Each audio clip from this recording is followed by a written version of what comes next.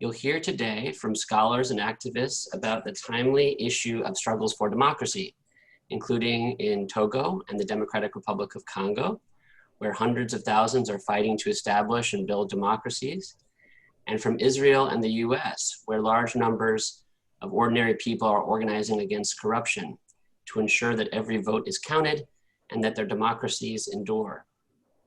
Panelists will discuss relevant lessons learned from case studies about how to beat a coup and how to turn repression into backfire, mobilizing and motivating movements for change.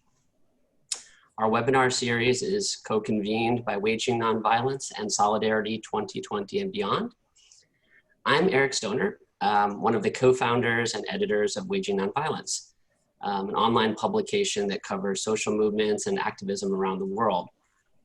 I'm excited to be a part of this series because at Waging Nonviolence, we have been exploring in great depth over the last couple months the topic of how ordinary people can stop a potential coup in the US here next month, drawing on the experience of others who have thwarted coups around the world. So I'm really looking forward to this conversation today. Now I'll turn it over to Gina Standard, who is the webinar's technical lead and an intern with Solidarity 2020 and Beyond. Thanks so much, Eric. Hi, everyone. I'm Gina Standard from Solidarity 2020 and Beyond, and we are a network and growing coalition of organizations, activists, scholars, journalists, and psychosocial practitioners.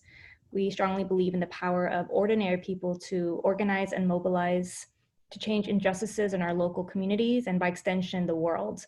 And we believe that this pandemic is a key trigger moment, providing new opportunities, but also dangerous realities as well. Our new website is now up and running. You can find our website at solidarity2020andbeyond.org. Also, please check us out and like us on Facebook, Twitter, and Instagram. If you're an activist, you can join our global grassroots activist network, and now with over 125 members from over 100 countries around the world. And you can also do this by emailing us at solidarity2020andbeyond@gmail.com. I want to thank our great team, co-founders and Rotary Peace Fellows, Catherine Hughes-Freitag from the United States, Marita Rainbird from Finland, and Vedran Ovicina from Croatia, and my colleagues, Francesca Faleska and from Italy, and Paul Magu from Kenya. I just want to go over the structure for today's webinar and some guidelines and procedures. So we will be streaming live on Zoom and Facebook Live, and we'll be monitoring the comments from both platforms. This event is being recorded, and by participating, you are agreeing to the webinar being reposted on our YouTube channel, Waging Nonviolence and Solidarity 2020 and Beyond. This panel is scheduled for 90 minutes, and it's going to include a brief presentation and overview by the panelists, and then discussions among the group. And the last 20 minutes will be open for discussion, comments, and any Q&A from the participants. If you do have any questions, please text them in the chat section. And when called upon the moderator, you have the option of unmuting and asking your question or comment directly. And we do know that people have different perspectives and positions, and we welcome those, but we do ask that you communicate these respectfully, or we will have to delete the comments and or remove you from the event. You will receive a link to share the recording of this program after it's complete, and you can sign up for our next event, which will be also shared in the chat. Now I'll turn it over to Catherine to introduce Lester Kurtz, our moderator for today, and we'll get started. Thank you, Gina. Welcome to everyone. So many people from so many places in the world. So we're hoping for a really interesting discussion along with our amazing panelists today. I'm so excited to introduce Lester. I've known him for quite a while now and have worked with him. He's a prolific scholar, researcher, and professor. He specializes in sociology, nonviolent social movements, Gandhi, and the sociology of religion. He's a professor at George Mason University, but he's been based in Seoul, Korea, working with their new campus there for the past 2 years. He has written and edited a number of key books and articles in the field, including the Encyclopedia of Violence, Peace, and Conflict, and there are 3 volumes, The Warrior and the Pacifist, co-editor of Women, War, and Violence, a really critical series, Nonviolent Social Movements, Nonviolent Conflict and Civil Resistance, and the Web of Nonviolence, or the Web of Violence. He has lectured in Europe, Asia, Africa, and North America, and served as the chair of the Peace Studies Association and the Peace, War, and Social Conflict section of the American Sociological Association, which recently awarded him its Robin Williams Distinguished Career Award for his whole career. His most recent book is The Paradox of Repression and Nonviolent Movements with Lee Smithy, and that is quite relevant for the discussion we're having today. And we're also lucky to have him as a member of Solidarity 2020 and Beyond, our advisory board. And we welcome you, Lester, and the entire panel, and we'll take it from here. Thank you. Thanks. I'm sorry I didn't give you a two-sentence bio, so we didn't waste all that time. But thank you, very kind of you to sort of exaggerate my credentials. Anyway, I'm really delighted to be with you here. Well, I would say tonight, although it's actually now early morning, we're just after midnight. They've closed down the building, but I got my lights back on, and so I'm ready to go. Well, what we want to do tonight is today, whatever. What we want to do today is to try to look at some of the lessons from on the ground and the sort of scholarly work on how people continue to fight in conditions of extraordinary repression. And so we have some wonderful folks with us today. First, we have Farida Naburema, who's a human rights activist from Togo, and she's the founder of Fare Must Go movement in Togo. We have Claude Kinyunyi, who's a community organizer and a youth leader in Lucha. Sorry, I didn't find out. You can tell us later how to pronounce everything properly. Struggle for Change from the Democratic Republic of the Congo. Yaela Ra'anan is a scholar and activist with the Regional Council for Unrecognized Bedouin Villages in Israel. And Stephen Zunis, whom I'm sure many of you know, and we could spend three times as much time introducing him if we went through his credentials, but he's been busy exploring nonviolent action, civil resistance in various places around the world for several decades. So what I wanted to do is, first of all, I've been asked to kind of talk a little bit about this idea of backfire, or what I call the paradox of repression, and to kind of set the stage. And then we'll look at these sort of case studies, people on the ground talking about the lessons that they have learned about how to continue struggling for democracy under repressive conditions. And then Stephen Zunis is going to sort of wrap it up with a combination of his lessons from case studies that he's explored, and then applying them to some of the current situations. And then we'll try to keep moving. I should set it for my own presentation. I have 8 minutes set on my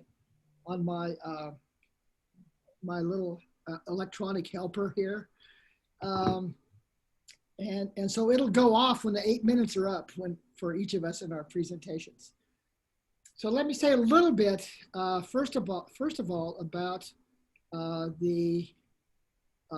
let's see, can I get screen sharing? Is that Gina? Gina can go ahead and do that for you.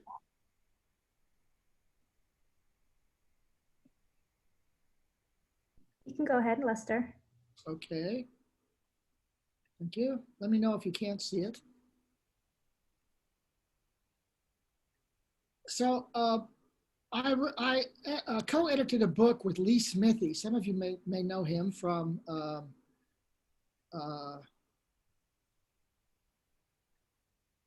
Swarthmore College, and we brought together this wonderful group of folks from around the world who are engaged in various situations of repression, trying to do some of the kinds of things that we're talking about today. Everything from Chaiwat Santa Anand, Erica Chenoweth, Zaida from Egypt, George Lakey, who's been training people since the year dot, right? Since I was young, which was a long time ago. And so our point was to talk about this fact that coercive force often backfires. And in fact, Eugene Sharp used to talk about how, when you're getting repressed, when your movement's getting repressed, that means you're doing something right. I mean, this is sort of it's not fun and it's brutal, and maybe I probably shouldn't even laugh about it because it's not funny, although it's probably good to keep your sense of humor. But if you look around, as soon as Lee and I started exploring this idea somewhat systematically, we found it at so many major campaigns for change, and from national movements to local movements, it was incidents of great repression that actually were turning points in the movement. And so we see, the Bridge March in Selma, we see the massacre in Ritzer. These become sort of transformative events that really can change the course of a conflict and empower a movement. So what often happens, especially if the movement can maintain nonviolence in the face of violent repression, it can help to empower a movement. It delegitimates the regime and legitimates the movement. And so there are often identity shifts. Movement participants increase the intensity of their attachments, and others may decide to join the movement because they see the movement as legitimate and the regime as illegitimate. So third parties may become affected, disaffected, and there may be a shift in public opinion against the regime. And one of the important things is that it often begins to create divisions within the elite structure of the society or the local situation where they're trying to make the change.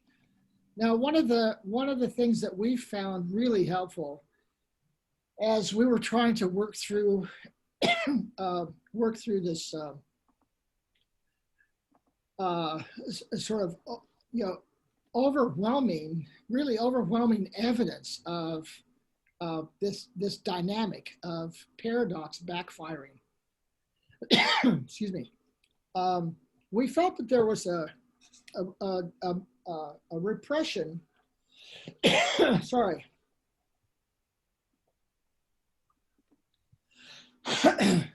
I thought I was up for this midnight talk, but my voice is rebelling. We felt like there was actually a continuum of demobilization, right? Where regimes or power elites are trying to demobilize a movement. Everything from overt violence on one end to hegemony on the other. And so the overt violence, so in some ways, the closer you get to the left hand of that continuum, the more likely I think the repression is to backfire. But it also increases the risk to participants, right? So if you have things like executions or shooting of unarmed demonstrators, assassinations, beatings, torture, arrests, these kind of direct violent acts against members of a campaign or a movement, that's when people really began to question the power elites. And of course, we're swimming in this right now. If in the United States, well, I'm not in the United States, but of course I'm involved because I'm an American. But we've seen the response to the George Floyd murder, that has just exploded. Well, maybe that's the wrong metaphor. But clearly, part of what some sort of smart authorities have tried to do is to move toward the right-hand side of this continuum, where people engage in self-censorship, and they try to. So the regime tries to get people to sort of believe in law and order, right, and censor themselves and not engage. This is of course obviously what the current U.S. president and what a lot of authoritarian dictators try to do. is to sort of convince the population that they're the ones who are protecting their safety, when in fact we know it's quite the opposite that's involved. Well, I think at this point I will stop. I will put a link in the chat about. I was tempted to show a little video clip. The U.S. Institute of Peace did a course Hardy Merriman put together on civil resistance, and the cool thing that they did is they asked people to come in, including me, to do a 6-minute lecture on something, and it was really clever. So they got you in front of a camera, and then they edited it down, so it was really crisp. In fact, I probably should have shown that instead of sitting here and rambling on. But my 8 minutes are up in 51 seconds, and I'm going to go ahead and move us on to, let's have Farida Albarima talk about what she's been involved in Togo.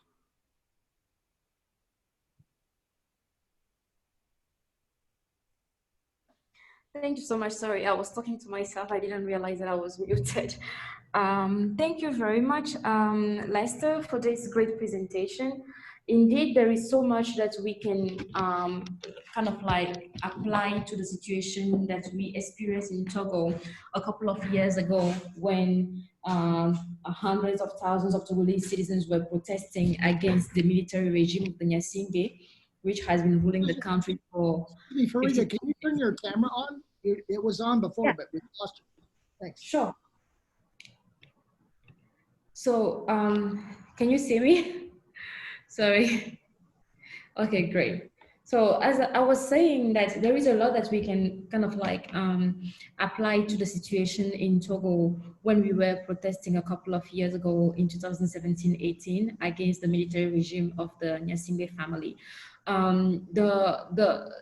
The major protest that kind of like shook the whole of Togo and grabbed international attention over Togo occurred in the aftermath of a protest that was repressed by the government of Togo. So on August 19, 2017, there was a peaceful protest that was called by a political party in Togo, and the government threatened to repress the protest, and they did.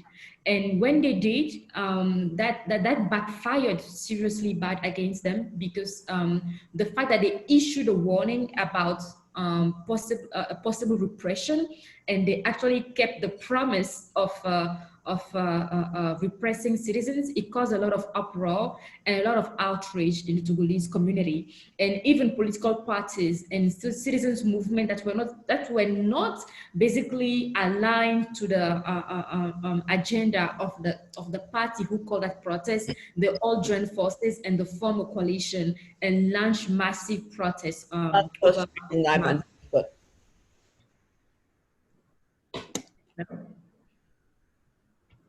Go ahead, Farida. Yeah, go ahead. So we had a situation where the backfire of the repression played to the advantage of the organizers and the mobilizers. It actually showed the communities and the people both in the ground and in the diaspora that the government is illegitimate and the government is willing to kill innocent civilians who are only trying to exercise their rights, the freedom of assembly and freedom of protest. Then in the following weeks of protests, not only did we gain more people on the ground working tirelessly, and in the diaspora as well, working tirelessly and organizing protests in dozens of cities all over the world in a very decentralized way. In addition to that, we also see an attempt from the government to defend their posture, where the Minister of Security, Yagdem went from being the bold guy who was threatening everybody and say, if you're man enough, I want to dare you to get on the street, to becoming the man calling for dialogue and asking the opposition forces to join them in a dialogue and try to find a peaceful way of solving the issue. Of course, that did not deter other attempts from them to repress the protests. They went ahead and arrested hundreds of civilians, and many people are still in jail till today. They sent hundreds more in exile, and dozens were killed during these protests. But the lesson that we can learn from that experience was that the repression, to some extent, helped increase the mobilization, and it kind of like created a form of widespread outrage. Even those who were basically, I would call them passive allies of the regime, they started kind of like distancing themselves from the government.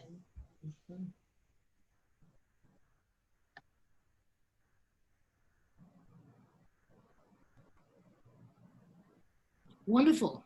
You're even better at time than I was. I try to do that. Okay, very fascinating. Let's move on then, and we can come back and get more information from you as people have questions for you later. Claude Kinyunyi, excuse me. Tell us about the Democratic Republic of the Congo and what you've been involved in there.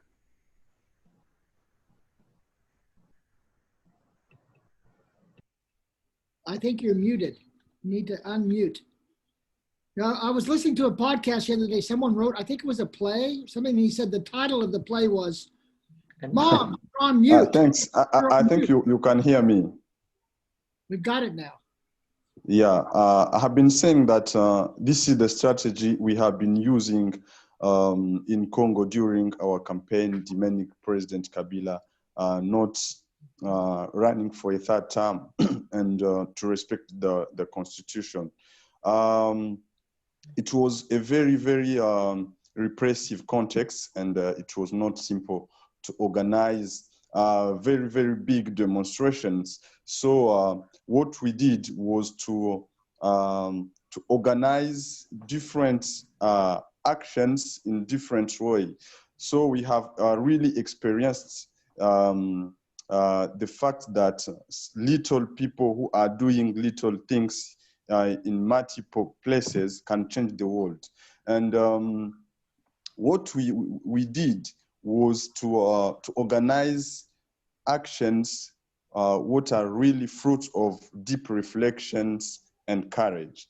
So what we did was to identify how to organize such actions, what was our target, and how are we going to do this. And I can confirm that this kind of actions was very, very coordinated and really affected the regime, although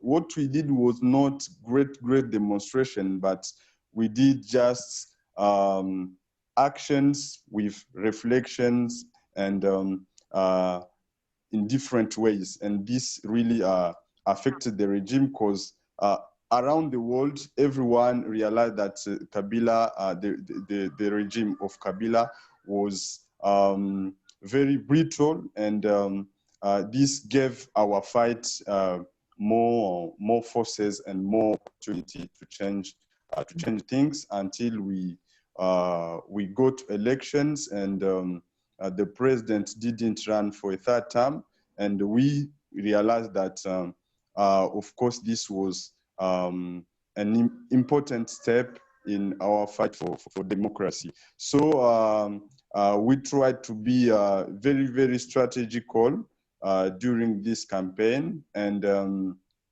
I think the thing that give us this force was the way we are organized and our ideology. I think that if a movement wants really to have a success in their struggle, they must consider the ideology as one of the pillar of their struggle. And this really helped us because at least every month we were arrested. We were victims of repression. Even some of us were killed. I remember when I had some discussions with Catherine, she almost told me to be careful because if I was not in prison, I was maybe in hospital. So this really ideology helped us because we consider that this is the first pillar of our fight. But also what helped us was the way we are organized. Lucha, we are in horizontal movements, so we have more leaders, and this helped us to cope with insecurity matters, because the regime wanted to harm or to demobilize or to discourage our fight by arresting or trying to kill some of our members, but they realized that we were a monster of many heads. So it was not simple to arrest or to kill everybody. So I think the way we were organized, the kind of actions we were making, and the ideology we have really helped us to organize this kind of actions related to backfire. Yeah. Mm. Wonderful. Wonderful. Thank you. Okay, I think I'm beginning to see some wonderful themes emerging here. Like we see this this creation of the outrage that the repression causes in both of these cases that we've talked about so far, both in Togo and the DRC, and the response of on the one hand courage, right, which is one of the big problems, overcoming the barrier of fear, some people call it. And in fact, we have a great chapter in our book. If you can get your library to buy it, or if you're interested in a particular chapter, let me know. I can slip it to you. But George Lakey talked a lot about how in training, I like your idea about organizing, in training, prior to some kind of action, that people try to work on the problem of fear, and then finding creative low risk tactics sometimes when there's extreme repression, seems to be helpful as well. So those things seem to be emerging as some of our themes, and we can come back to these later on in our discussion. So next we have Yaela Ra'anan in the Bedouin villages in Israel. Can you tell us about what your experience has been? Hello, everyone. It's a pleasure, and I'm very happy to be here. Thank you so much for inviting me. It's ridiculous to try and explain the issue in 5 minutes. I remember we walked around, myself and the head of the Regional Council for the Unrecognized Villages, with a few people from Europe. We toured the villages, we spoke about the issues, and about 3 hours into the tour and the explanation, they asked a question in which we said, okay, so we still don't understand it. So I'm going to do what I can in 5 minutes, which will include not only trying to explain what the unrecognized villages are and how the residents have managed to create resistance towards the policies against them, but also what's more important to me is to bring my perspective and the lessons I have learned from these 20 years that I've been active within the issue of the unrecognized villages. So in a sentence, what are these unrecognized Bedouin villages in Israel? When Israel became a state, it tried to have as large a majority of Jewish people in 1948, and it did all it could within the war and a couple of years after that to expel as many Arabs, Palestinians from the territory. So in 1952, we have about something between 80 and 90% of the Bedouins have been expelled from their homelands. They're Bedouins because they come from the tradition of semi-nomadic life. They live mostly in tents, but they have their own lands. They, as I said, semi-nomadic, they go and they come back at the end of the season. And from that point on, or from 1948 on, Israel wants their lands and is doing everything it can so the land will be held by the Jewish government and not for the use of the Bedouin. As one of the policy that the government has held since then, since 1948, is saying your villages don't exist. Those places of residence that you live in and have since grown. If in 1952 there were only about 12,000 Bedouin living in Israel, they have had a very high birth rate, and we have about 250,000 Bedouin people living in the Israeli South nowadays. Half of them, Israel has managed to coerce into urban living, but the other half has managed to refuse this.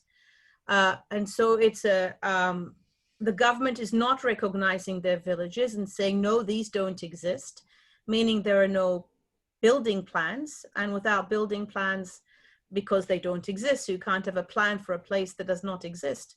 And so therefore, all the dwellings that they live in do not have building permits. And so therefore, according to the Israeli law, the government must demolish them. So we have about 130,000 citizens of Israel living in the south, in villages in which all the houses are not regulated by Israeli law. Okay, so that's in a nutshell, but that includes also schools have been only after battles with the Supreme Court. The same thing with very few health clinics. We do have public health in Israel, but if you don't have a health clinic in your village, then it's very difficult to reach that public health. No roads, no electricity, very little running water, etc., etc.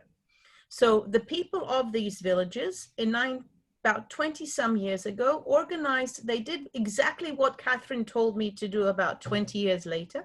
And they did a regional council. So in Israel, we have regional councils, which put together small communities. We have cities, we have regional councils. And so they made an alternative regional council, and they called it the Regional Council for the Unrecognized Villages. And it tries to emulate a governmental regional council. Every village has a committee. Every committee sends their representative, and among those 45 villages that send their representatives, they have elections. So we have a two-tier. The lower tier of the village council, is created by traditional methods of consensus and large families. But the upper tier, the one that is facing the government, is actually with ballots. So the 45 representatives actually put the name that they prefer into a little box, and that's how we have the head of the Regional Council for the Unrecognized Villages and the whole organization around this elected leadership. So this is as much as you can have a leadership as possible under the conditions in which you don't have the law that is backing him up. For the last, 20 some years, they have been fighting for their rights and for the recognition of their villages. With some success, and it's an uphill battle. I want to stop talking about the Regional Council and the Unrecognized Villages and talk about my experience and what I learned from these 20 years that I've been working with them about democracy. So the Bedouin are Muslims, they are Arabs. I am not. I'm Jewish and of a different, the majority ethnic group within Israel. When I approached them and asked them to employ me inside their regional council for the unrecognized villages, they were extremely surprised and were not very happy about it, but they decided it might be an asset to have a Jew around. It took about 4 months of convincing that indeed I was a good asset, but I must say that it took me also a long time to re-educate myself to be capable of working with an oppressed minority without all this knowledge that we come with our privileged lives. And I'm saying this because I think that that process that some of us have put ourselves through of taking away our privileges, forcing ourselves to acknowledge the privileges, to utilize them for equality, to utilize them for oppressed minorities, has been a very important part of creating partnerships. And I think, well, in the way I see it, and you know, I think it wasn't a good idea to invite an Israeli to talk about democracy. Look at our democracy, it's just going to rot much faster than yours is, and we're looking up to you, for you guys to maybe stop it for us. But maybe the fact that we have been going to rot for the last decade is helpful, because we already have some information out of the process that we have tried to do better. So what I was talking about was partnerships. When we will learn in Israel to create real, true partnerships with the minorities in Israel 20% of Israel are of the Palestinian minorities, the citizens of Israel, 20% of the citizens of Israel. Most Israelis, even the leftists, do not really understand, have never gone through that socialization of recognizing privileges and willing to give them up. And that is a very important part of creating partnerships. And I think each one of you can take that sentence to where you come from and find your minority. And I think that everybody that belongs to the majority, as I do, must do that if they really want to create a sustainable democracy. Do I have any more time, Les? I can't hear you. 34 seconds. Now, okay. Because it took me 10 seconds to get my mute off. So I'll just say what I didn't talk about. What I would like to talk about too is the process in the United States, or the dilemma, sorry, it's not a process, the dilemma that we are facing in Israel, and I think you guys are facing in the United States. Do we really need to talk towards the center and bring them to be our allies? Or do we need to be very strongly in our place where our values are, which are further to the left, with more partnerships with minorities? So that's what I did not talk about. Thank you. Thank you. I'll have to get it to stop now. Okay. Wow, this is really, it's amazing. Catherine, are you responsible for choosing all these people? This is an incredible range of insight here. There are many people involved with Solidarity 2020 and Beyond, our grassroots activist network. And so, yes, it's an amazing place to get wisdom and experience. And you know. That's really great. Well, so I've added a couple more boxes here to my sort of key concepts I'm trying to pick up from people. And so I see two things from Yaela that seem to be really crucial in dealing with repressive context. And one is the parallel institutions, which is a really widespread strategy. You know, okay, if your government isn't going to serve us, we're going to create our own. And this is a really beautiful example of that. And then this remarkable, I mean, of course, I'm one of the old white guys, right? I mean, old and white and guy and American. So of course, the issue of allyship is always on my mind. The question of how you can be an ally. And my guess is that what you talked about listening, right? The whole idea of listening and re-educating yourself. And at the risk of taking up too much time, I'm going to tell you a 30-second story. I was at a Quaker workshop on allies against racism, and they wanted a white person at the end to commit to being an ally to a non-white person. And so I raised my hand, I did it, and I was supposed to ask her what she wanted me to do. And I thought, oh, she'll want me to like raise money for her organization or bring students in to do free labor. And she said, no, I want you to spend a year reading non-white authors, only reading non-white authors. And I tell you, it changed my life.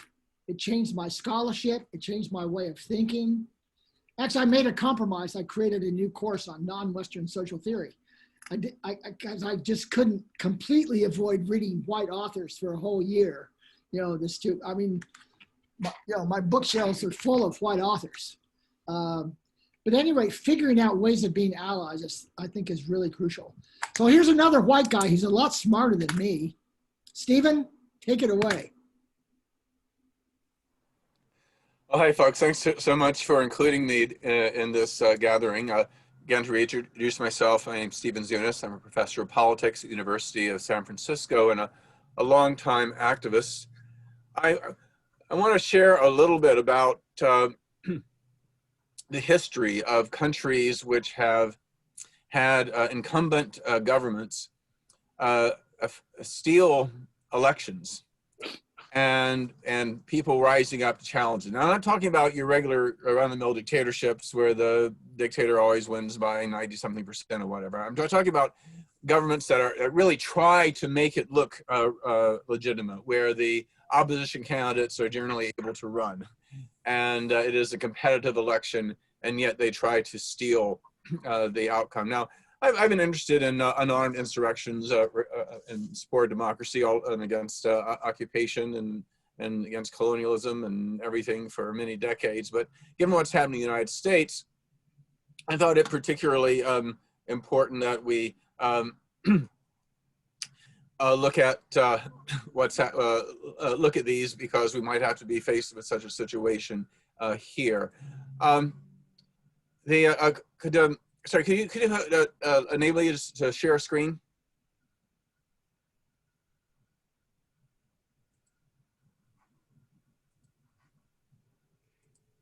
Gina, are you able to do that? Yeah, okay, everybody see it?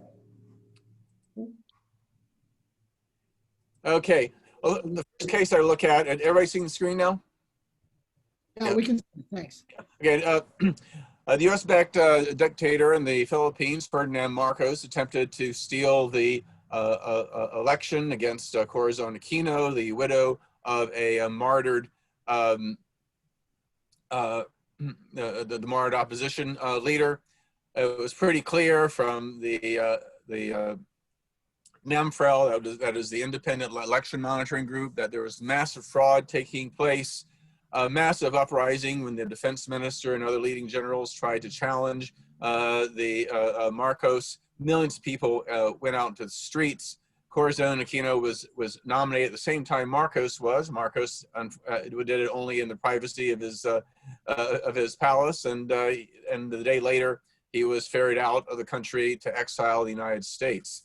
Another example is in Serbia in 2000 when Slobodan Milosevic, the infamous butcher of the Balkans, also called for a snap election.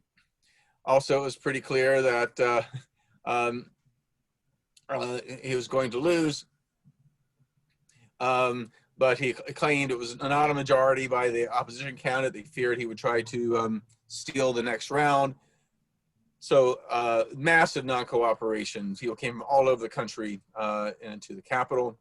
We saw this in Ukraine in 2004, the so-called Orange Revolution, where it was pretty clear where the exit polls are 14% off what the government claimed was happening. And the uprising went on for weeks. The Supreme Court ruled that indeed there was fraud. They had a second election that was carefully monitored, and indeed the opposition candidate won. And most recently in Gambia, where the long-term ruler initially conceded, but then claimed falsely that the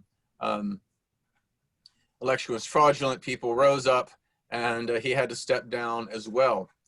Well, what do we learn from these? I think there are a number of important similarities. One is that there is meticulous election monitoring and related efforts which enabled the opposition to make a convincing case that there was indeed vote fraud. There had not been a full and accurate count of the vote. Second was mobilization within days that it became apparent that there were efforts underway to steal the election, building on networks of oppositionists which had been mobilizing for years. Third was large-scale non-cooperation challenging the legitimacy of the incumbent government, including popular contestation of public space. Fourth was a strict nonviolent discipline by the opposition, even in the face of violent repression. And finally, the support of both the centrist political grouping whose candidate had been robbed of victory, as well as grassroots elements of civil society. And these, I think, are very important for us to learn here in the United States because of the very real possibility that Trump will try to hold on to office if the election is at all close. Indeed, when the United States has these rather arcane laws where the person who gets the majority or even the plurality of the popular vote is not allowed to win. What only counts is the electoral college, which is somewhat disproportionate. And not only that, though, is that if there's a lot of disputes and the balloting and things like that, state legislatures can get involved, the Congress can get involved, a number of things can happen where with enough corrupt politicians and the court system, which is dominated by Republicans now, by Trump appointees, could lead to a situation where he could legally steal the election. And the question is, would Americans rise up in that case? I think Americans would rise up if there was a coup or something like that. If it was sort of legal, would it happen? Would Biden do what Gore did in 2000 and concede early when he was in fact the real winner and could have perhaps become president if he fought on? It's hard to say, but I think it's important to look at these other examples. The United States has a strong tradition of civil disobedience and a belief in representative democracy. At the same time, there are certain obstacles that we have, including the fact that we have tens of millions of people with a lot of guns, most of whom support Trump. So there's a lot to look at. But again, I think the nonviolent discipline again is very key. And again, the fact is, as in those 4 cases I gave, the opposition candidate, like Biden, was not particularly appreciated by the left, by progressives, yet they realized that they needed to get to the streets, not to support that candidate per se, but to defend democracy, because that's really what's at stake here.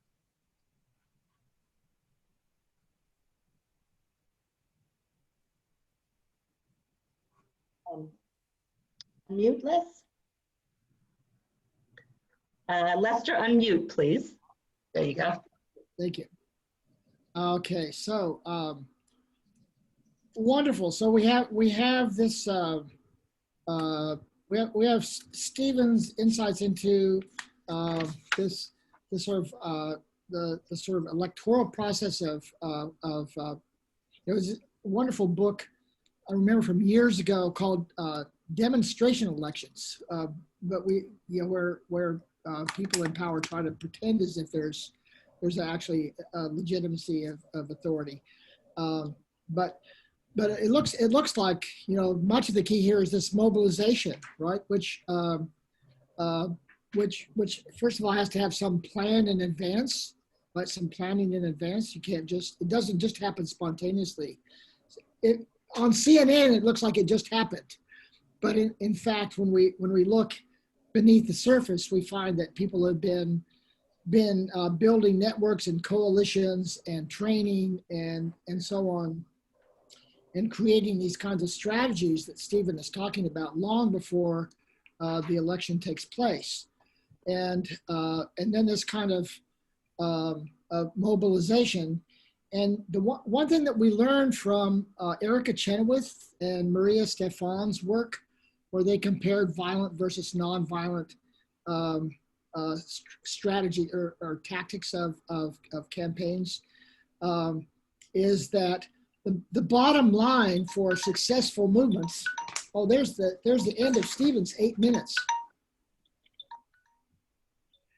The bottom line for success of a campaign they were looking at national campaigns over a 100-year period. The bottom line was the level of participation.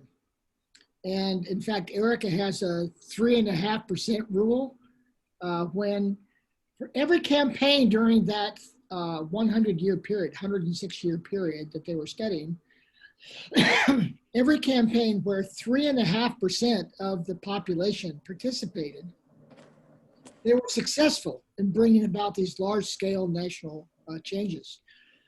And every one of those campaigns that was successful was also nonviolent. And the reason why nonviolence is so successful is because of the it's easier to recruit larger numbers of people to become involved in the campaign when there's nonviolence, and it creates larger divisions and so on. So when Stephen talks about the strict nonviolent discipline of these successful movements against election fraud, I think that's another piece of the puzzle. And fortunately, we have empirical evidence from that data set that Erica and Maria put together.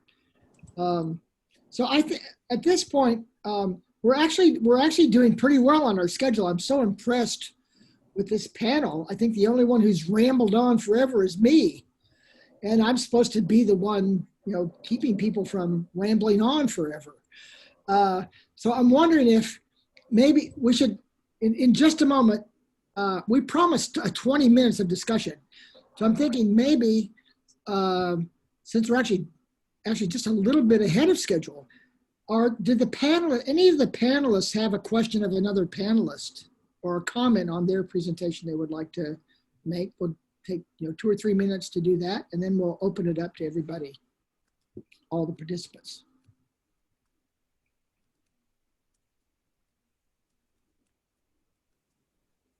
If you could make Farida speak a bit longer, I'd like that.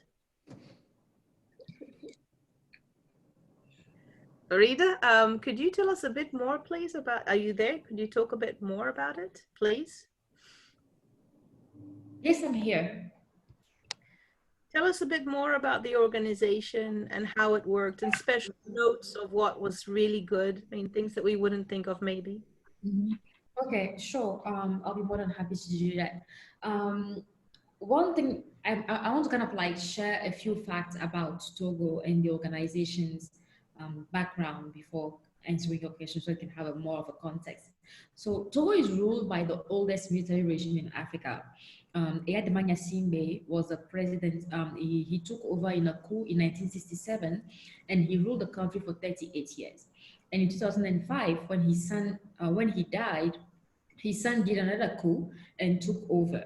2 months after his son's coup, he organized presidential elections, and these elections were marred with extreme violence because the Togolese people had enough with the military regime and they wanted change, but the government actually deployed militaries and security forces across the country at every single polling station.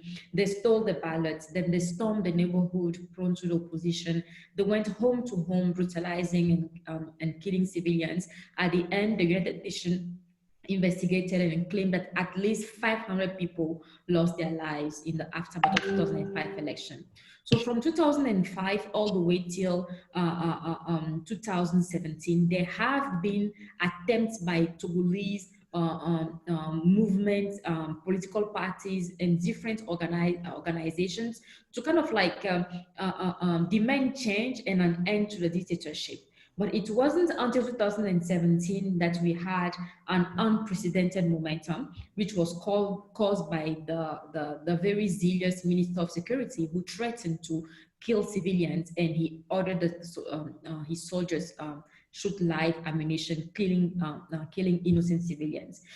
So we in the movement, we try to escalate that and play on the sentiment of impunity for citizens to realize that this has been going on for too long. For how many decades are you going to continue enduring such atrocities and living in a country where the government can threaten to shoot us, and they do, and nothing happens? So we wanted to kind of break the cycle And we wanted the regime to feel that they can no longer continue repressing civilians in all impunity, and there is going to be a reaction. And that reaction followed the August 19 protests in 2017, and we went on protesting for several months, from August 2017 all the way till June 2018.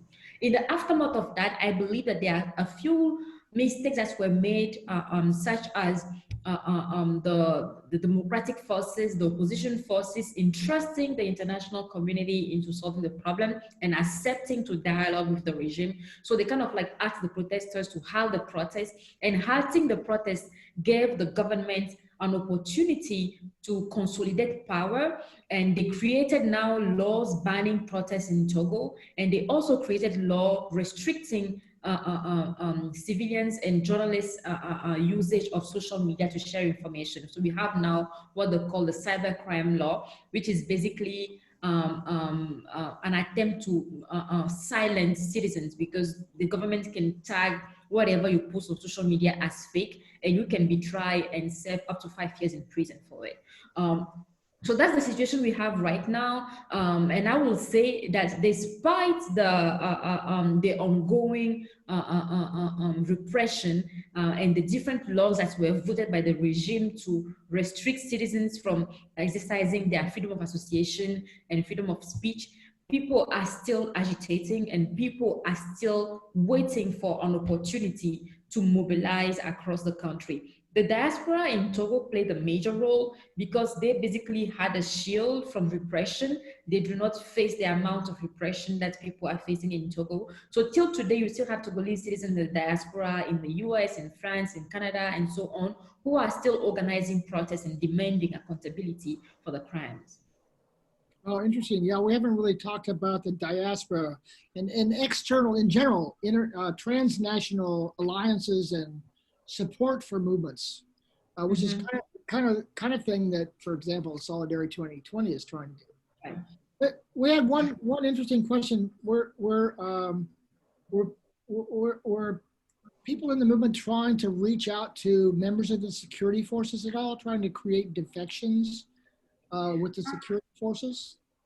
It was attempted, and we continue to attempt this, but in the case of Togo, what makes it really hard is the fact that the government built a very tribalistic army. According to minorityrights.org, over 75% of security forces in Togo come from the village, the ethnic group of the president. And when you look at the military top officials, they don't just come from his village, they come from his immediate family, such as his siblings in-laws, his cousin, etc. So they are recruited not based on merit, but based on their affiliation, direct family affiliation to those in this corridor of power. So they feel very much they are loyal to the system, and it's been hard to obtain any form of defection from the ranks of the army, and this has been detrimental to the cause in so many ways. Okay, very good. Thank you so much. Thank you. Someone was asking you, Ayla, if you can expand on your final question about the middle versus moving toward the middle versus reaching out to minorities and the values and so on. Well, in Israel, the left has tried that. Over the last, 5-10 years, there's been an attempt to talk to the middle, and we can see it with the people that have moved from the Labour Party to what we call Kahol Lavan, blue-white, which actually is a whole bunch of former military people who are leading it. So it's very male, it's very military, and it is not very leftist. And people decided to vote for that party, and that party was created, and people were supporting it because the understanding was that if you move a bit to the right, then you will get those voters that you don't need much. You only need 2%, okay, to defect from the right to the center in order to have the possibility of a center and then left coalition. But it hasn't worked. What has happened was, for example, I'll give you an example. One of the centrist politicians when he was asked, would he do a coalition with the Arab party, with the Palestinians, Israeli citizens of Israel? They have a large party of 13 or 15 nowadays out of 120 parliament members. It's pretty large.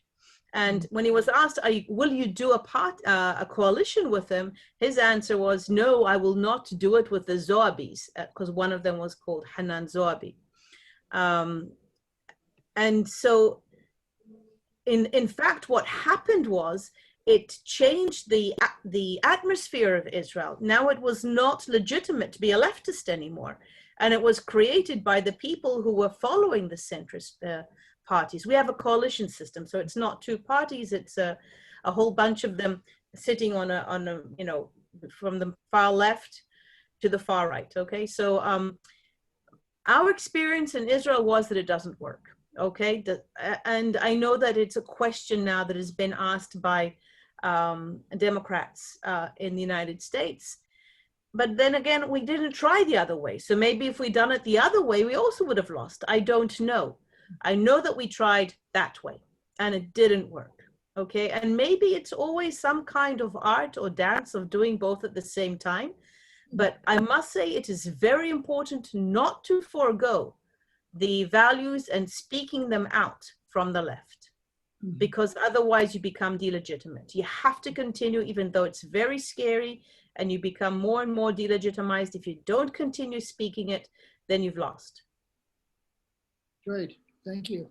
Claude, there's a question for you, and you answered some in the chat box, but we want it on the video. If you can tell all of us some more about how you are organized, because this whole question of leadership is always a crucial one. There's a lot of debate about whether you should have centralized leadership or more dispersed leadership. Can you tell us more about your experience and how your leadership, the organization itself, affected your ability to face repression success? Thanks. You know, for example, in Africa, not only in Africa, but even in some countries, civil society organizations, political parties are built on figures, on personal figures, and this is really a problem even among some movements, because when you are working in a repressive context, that means that if the regime want to harm your struggle or want to finish with your struggle, they will just identify some of your leaders and they will arrest them. Maybe they will kill them, or they will use even corruption to solve that task. So the way we thought as a movement was to build an horizontal leadership, a very decentralized leadership, to make sure that we don't make our members more vulnerable, and to make sure that everyone can make something, can initiate something, to give a way to local initiative. And really, this worked because when we have been committed in this campaign, Bye Bye Kabila, almost most of the time, the regime was asking, who is your president? Who is your coordinator? And the objective of this, the goal of this was to arrest the person or to kill him. And finally, they realized that we were so many, and the decision was not coming from one person, but we are a horizontal leadership, very, very decentralized. Another point was to make sure that we are fighting corruption and insecurity matters, because if they are not able to kill the person, or they are not able to arrest, they can even use money to to finish with your struggle. So the way we did was to implement cell or subcommittee to make sure that if you are working on communication issues, you be member of the cell of communication or operation, documentation. That's the way we are organized, and we tried to build a leadership adapted to the context we have been working in. Yeah. Interesting. Yeah, this whole issue of organization, you know, and leadership is so crucial. And there's a lot of debate about it. I know Erica Chenoweth's done some work on that, and as there's some tendency toward some kind of clear leadership is important for success of campaigns. But my guess is that there may be a problem with, you know, the dominance of Western thought in thinking about social movements, and that there are ways of organizing. My guess is that maybe part of what you're doing in the DRC, there are ways of organizing collectively, so it's not like one person who you know is the leader of the movement, but there's still a clear pattern of leadership, but maybe more shared among larger numbers of people. And it reminds you know, in Greek mythology, there's the Hydra guards the underworld. You know, they sent Ulysses to confront the Hydra, and Hydra had lots of heads. And every time Ulysses would cut off one of the heads, like two heads would appear. So this reminds me of how you described Lucha. You know, that if they cut off one head, why suddenly you have two heads, and this is part of the backfire of repression, isn't it? Okay, there's another question where the questions are flowing here, and that so is the time. There was the question, what can we do to prevent electoral violence in the U.S.? And so I think this takes us back to Stephen, right? I mean, if somebody, actually, it might be. Has insights. There have been threats. President Trump has called for his followers, many of whom are armed, and in many states, ordinary people can carry guns around, even semi-automatic rifles. And he's encouraged people to go down to voting stages and to make sure there isn't fraud. I mean, this is different than the representatives from each political party who are there to monitor this kind of thing normally.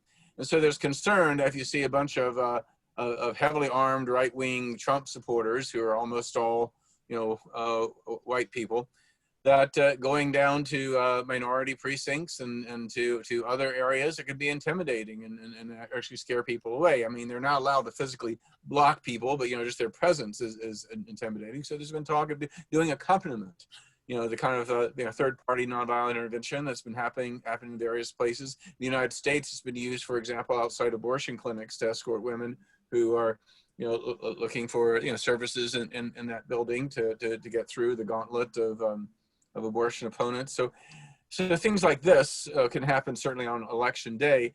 The scary part, of course, is what about right-wing violence afterwards? What if Trump claims there's fraud and is not able to reverse it? Will we see a rise in terrorism? Now, I never thought I'd be talking about right-wing death squads, in the context of the United States. I first heard the term in terms of like Central America in the 1980s and other more classic authoritarian situations. But even in those situations, we've seen how nonviolent resistance against so-called fragmented tyrannies can work. But we need to be organized. We need to recognize that there are some definite risks out there. We need to maintain a nonviolent discipline to make it clear that it's not a clash between political extremes, but one violent, undemocratic group against the pro-democratic majority. But I think, and one thing that's exciting is that there are a lot of trainings going underway. There are a lot of efforts. Sorry, I wanted to show something real quick.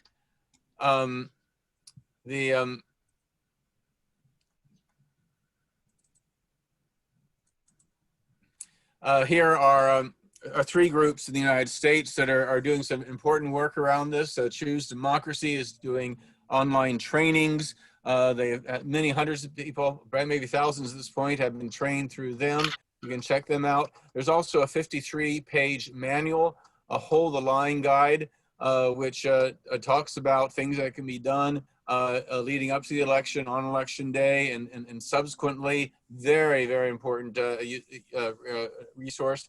The largest group is a group called Protect the Results. It's a broad alliance of various progressive and liberal and civil liberties and other kinds of groups. But these three sources are the ones that I think are most useful. And if you're interested in finding out more, I suggest that you contact them. Oh, fascinating. Thank you.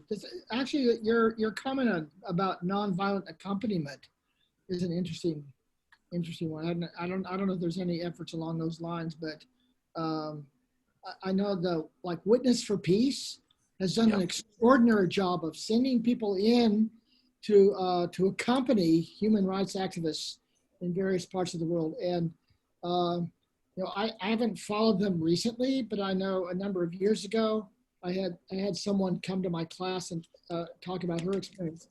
And they had been operating for decades in really highly repressive situations. And they had not lost a single volunteer, nor had they lost a single person whom they were protecting. Might be interesting to have nonviolent accompaniment for people in places where there are these Trump supporters looking for fraud, right? Yeah. Les, can I comment, please, Les? Please. Ella, can I say a word? Because we dealt with that. Okay, there was since the Palestinians are a huge bloc in the voting of Israel, then the far right wanted to lower the voting ratio of the Palestinians in Israel, citizens of Israel. And so we had 3 elections within 1 year. So we had practice and then we could fix it and stuff like that. So 1 elections they came just as you're describing, Stephen. They came to the ballots of Palestinian people, of the Palestinian minority, because it's in Palestinian towns and villages. And they stood out there and scared them away. So the next elections, which were 3 weeks, not 3 weeks, but 3-4 months later, we organized. And we had a headquarters that we all knew the phone number. And they had people on the ground that were in charge of coming to intimidate the intimidators, but not with guns, okay? Intimidate, like, what are you doing here? And to make sure that they're removed from the area, from the vicinity. And it was the same thing to make sure there's no voters fraud. That's exactly what Netanyahu had said when he sent all these people to all the ballots. So it is important to organize, because otherwise you lose it. But it is possible. We did it. And the next time through, they just walked away. They were completely helpless in face of the organization that we organized against them. What we had is a centralized phone number. We phoned there. They sent their people to these places. So it can be dealt with, and it's not only in the United States. Oh. Part of what's interesting too is that all of these, there's so many resources available now. It's all on the internet, right? People have worked out plans for this kind of action, and it's all available. It has to be tailored, of course, to the local context and culture, but it can stimulate people's ideas. There was a question earlier. Catherine has reminded me there were earlier questions which have now slid up the screen in the chat box about killings in Nigeria yesterday of nonviolent protesters, and we were wondering if Claude and Farida have any good insights about that situation, or how people are addressing this problem of, which this keeps coming up, right? Of the killing of protesters. Thank you, Lester. I am glad that this question was asked because it has been a long day for the activist community, especially in Africa, in regards to what is happening in Nigeria. Since last night, we are all in shock. Not that we have never experienced Sudan, in countries like Togo, Congo, Burundi, where the government exercises excessive force against peaceful protesters in order to kind of like shut down the protests. I cannot say that we could see this coming, but this is something that are not fully democratic and that do not hesitate to resort to violence to face the protesters. I believe that now is the time for all of us across the world to be in solidarity with the Nigerian community, especially the young people. It is quite ironic that the very thing that they are protesting against is what happened yesterday, which is police brutalities. They are on the street demanding that the government stop the police from continuing to oppress them, killing them, abusing them, extorting money from them, kidnapping them, and all sorts of atrocities that happen in impunity. And yesterday they did just that. And according to the reports, we can tell that it was premeditated. It wasn't, usually when such things happen, governments tend to say it's only one or two uncontrollable forces in the security, among the security forces that kind of like did it, and they try to kind of like refuse to take responsibility for it. But in the case of Nigeria, all the patterns are showing that it was premeditated. They ordered that the lights be shut off. They even kind of like circled the protesters. So there were signs that they were preparing to repress those protests. And even after the repression, after the shootings, they prevented help from getting to the victims by refusing that paramedics access the protest ground and provide first aid to the wounded. So this is something that I believe that the world we live in today, where everybody has access to social media and can see what is happening, it is time to call the end of such atrocities, but it's also time to demand accountability, because I feel like our governments in many parts of the world, and Africa more precisely, they feel comforted by the fact that there is never any consequence to such forms of abuses. So they can kill protesters and get away with it. And among the the regional institutions such as the ECOWAS and the African Union, you have the same leaders who are there, who basically are scratching the backs of their colleagues because they know they will eventually do the same thing in their country when faced with massive protests. So I believe that activist communities across the world should be putting as much pressure on the Nigerian government, and also be able to put pressure on foreign governments who have a leverage over them, so that citizens can take advantage of certain judicial procedures outside of Nigeria and Africa to hold those leaders accountable.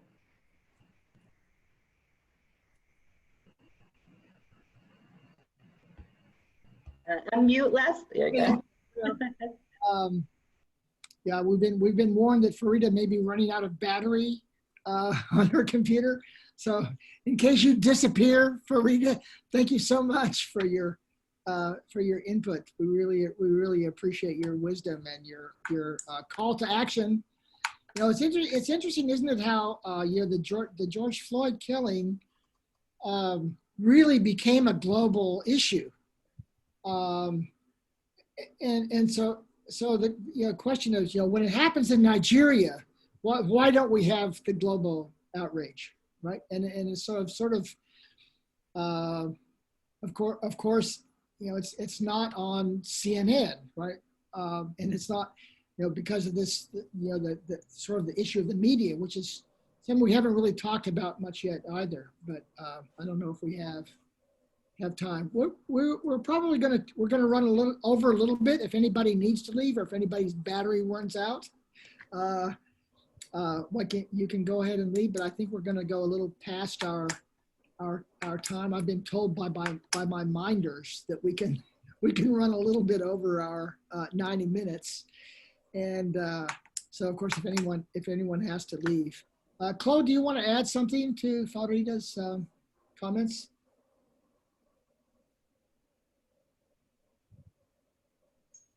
I had a question to Farida about their fight in Togo, their struggle in Togo.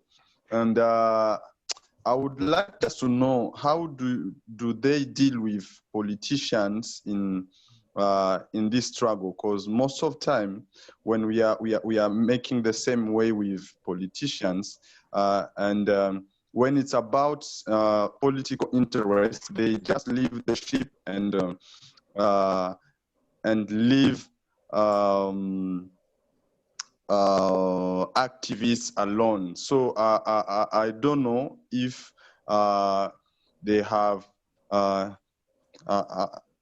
thought about a strategy to cope with this challenge. Yeah, that is.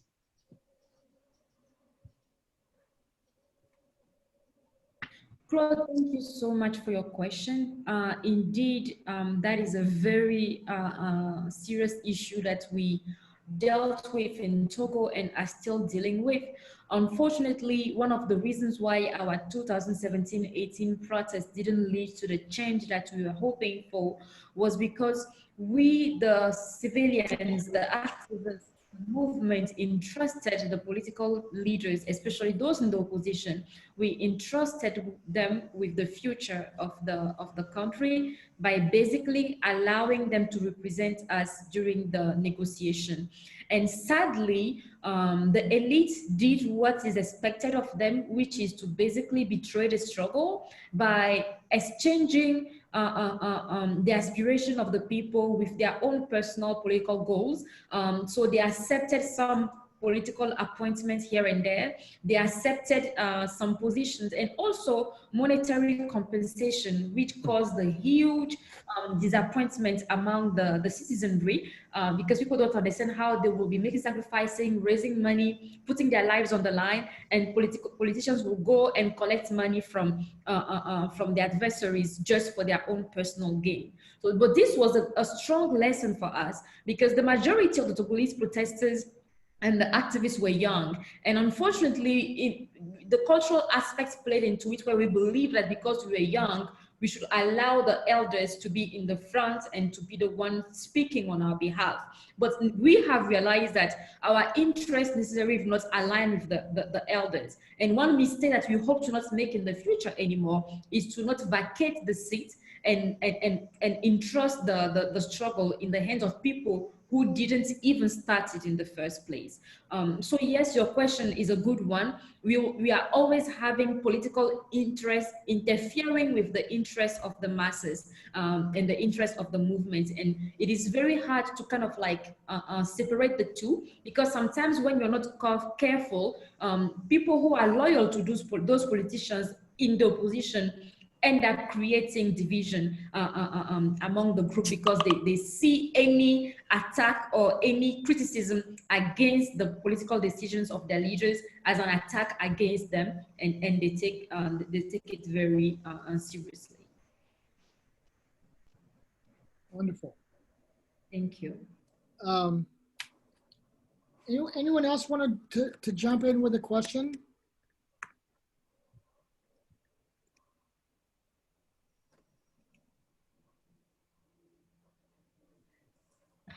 Hi, Les. I think actually there was a very good question that came, and I'm looking back in the chat box from, where did I find it? Well, anyway, Dagva, if he is still here, but I think he was asking about how do the activists deal with the stress, the fear of dealing with repression, working in these kind of contexts over the years. You know, how do you deal with that? How do you revitalize? How do you keep going? Yeah, this is probably well, any of the panelists or anyone else can deal with that. But clearly, this overcoming of fear is a really key especially over long periods of time. Someone also had asked about, you know, how do you sustain in long struggles with the fatigue, I think is a similar kind of question. Yeah, Ayla? My response is make friends. Ah.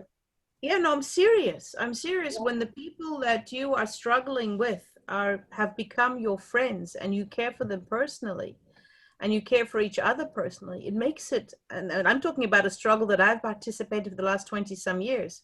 Yeah. And that's the way to do it. And because even when I'm like feeling like dropping out, but it's my friends, it's not those people. Yeah. And it makes a huge difference as long as you have a group of people which are working together and like each other and more than just working together, then you can sustain that kind of work. So it is so important for the people who are working on these things to make these friendships. When someone else is coming in, if there's a new person coming in, make them feel like they belong. And they're a friend, and that's the way to do it. No other, I mean, that it is so difficult that, and it is so, you get so tired of the same thing again and again. Even today we had some government discussion about uprooting villages. It's so tiring. But if it's not my friends, then eventually I get tired. If it is my friends, I can't get tired. Yeah, I love that. That's really great. This whole idea of the friendships, the solidarity. People, we know from studies of movements that people often, they join movements or they go to a demonstration because of a friend. A friend invites them or brings them in. It's friendship networks that lead to participation in movements. Even the combat studies, you know, the soldiers don't fight for God and country. They fight for their buddies in the platoon. We could take some lesson from that.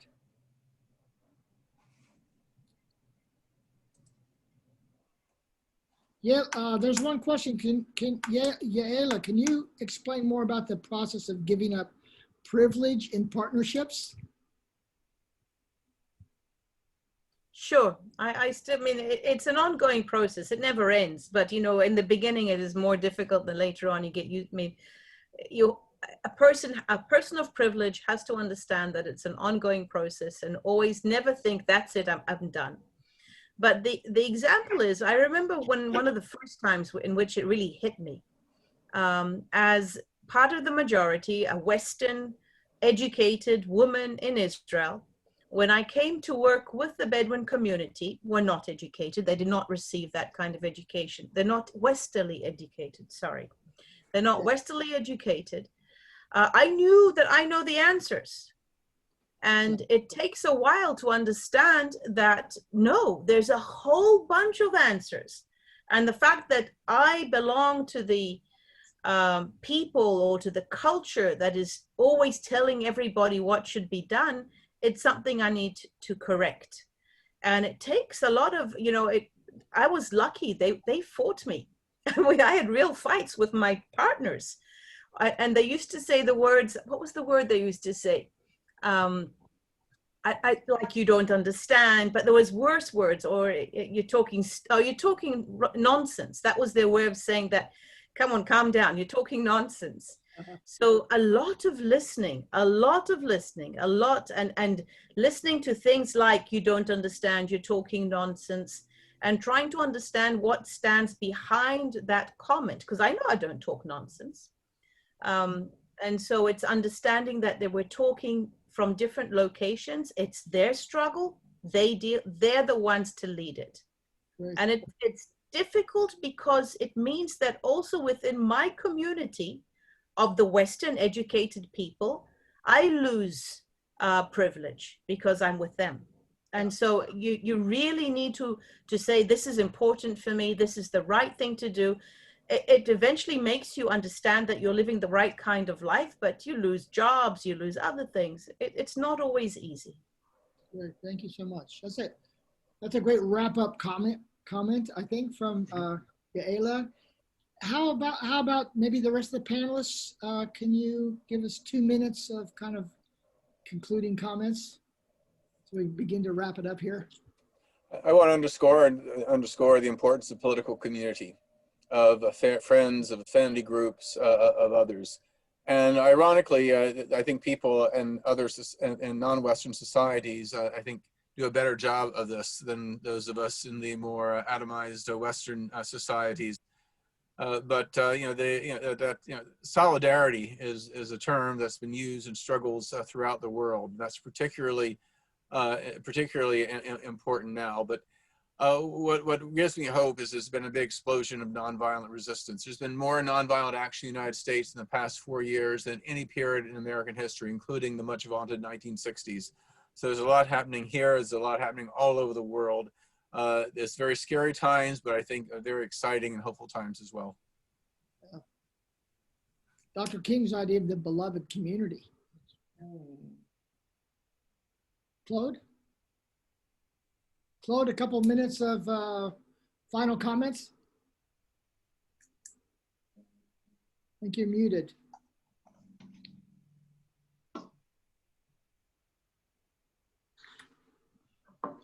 Yeah, I can say that I'm very happy and honored to be a part of this interesting webinar. And what I can say is to insist about ideology when we are building movements, especially in a context of repression. This prepare activists, this prepare your members to more sacrifices, because when you are dealing with a brutal regime, you have to prepare yourself to more sacrifices, and you will not be able to cope with this if you don't have a good ideology. If you don't know really what you are doing or what's your mission. I think this will help more, especially our friends or some African countries which are still struggling with dictatorship regimes. Yeah. Wonderful, thank you. So no, I thought I could write down just a few key concepts so that at the end I could like rattle them off, in 30 seconds. But there's been so much rich discussion here and so much insight from the other folks on the panel that I don't even know where to begin. But these incredible discussions about sort of this, I kind of like the fact that we're sort of ending with this notion of community and solidarity and these transnational. I mean, I love what these webinars are doing of bringing us together. Of course, we've solved the problem of space because we're all in the same place now, but we haven't solved the problem of time. And I don't just mean the fact that it's 20 till 2 now in the morning, but I mean the fact that this conversation could go on for another 3 or 4 hours, right? And we wouldn't begin to get further beneath the surface. But how do we find allies? How do we build a sense of community? How do we find ways of becoming allies of people of privilege, joining with because we know the importance of defections of elites, defections of the privileged, defections of security forces, and so on. And if we had these kinds of conversations, I think more often, I think I would be hopeful, and I'm very hopeful by the kinds of conversations and the wisdom I've seen. And there are other people who are here who I know are a lot smarter than I am, but I just happened to get lucky enough to have this opportunity to talk on a bit with you today, and look forward to future conversations. Thank you so much. I'll turn it over to Catherine for the final hurrah. Okay, thank you so much, Les. Maybe we can give like a virtual hand clapping for everyone. Yeah, I mean, I just would like, I feel the same thing. And I think that this connection and solidarity and community is what gives me hope. I become an activist many years ago, but at least during the first Intifada when I visited Palestine for the first time in 1988, and have never kind of come back, have been so engaged with learning and understanding and trying to help bridge so many movements, grassroots fights for struggle, democracy, freedom, equality, rights around the world. I want to thank everyone from Waging Nonviolence and Solidarity 2020 and beyond on our behalf for joining us. Hopefully you'll continue to share and, as Les said, be engaged in these really important discussions. Transnational, we have so many major issues in the world today that we're dealing with. Saving democracy and creating it is one, but there are so many others. Climate crisis, women's rights, immigrant issues, you can go on and on. We will be having a number of different webinars and conversations coming up. We'll let you know. The next one will be in mid-November. So we want to thank everyone for joining. We're looking at things around religious communities and nonviolent resistance, communication and messaging strategies and the importance of those. We have more in our women's series, including around gender violence issues and gender justice. So again, thank you so much to everyone, and we'll be in touch soon, and hopefully we'll continue to act. In the US, I think many of us are involved in what's going on, and hopefully we'll be able to save our democracy in the next month or two, but we may need to be actively mobilized and learn so many lessons from Claude and Farida and Yaila and others around the world. And I'd like to go ahead then and have Gina, if you could just unmute us all or allow us to unmute, and if people can unmute themselves and just wave goodbye. Hey, thank you.